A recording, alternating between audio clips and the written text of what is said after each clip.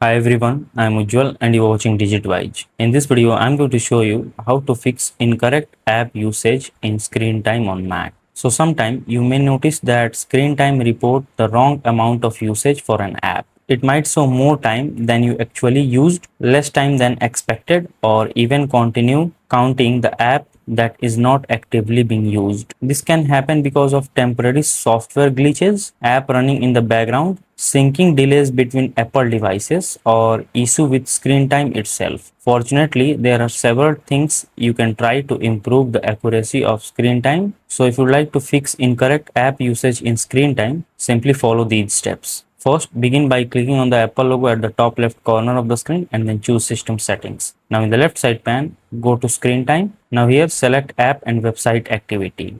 Now if app and website activity is turned off recently and turned back on, screen time may need some time to rebuild accurate usage data. So wait for a while and it will fix automatically. Now next, close any app that are running unnecessary in background, especially if they appear to remain active even when you are not using them. If you have shared across devices enabled, remember that the screen time contains usage from your Apple devices. Sign in with your same Apple ID. If you only want to see activity from your Mac, you can temporarily turn off share across devices from your iPhone and check the data again. Now, if the issue fixed, then well and good. Then restart your Mac to clear any temporary glitches that may be affecting screen time reporting. Finally, if nothing works, install the latest macOS update if one is available, as Apple often fixes the screen time bugs through software updates. After these checks, screen time should display more accurate app usage information. Keep in mind that updated usage data may take a little time to refresh after making changes. So that's it. If this video helps you in any way, then do like it and subscribe to the channel. Thanks for watching.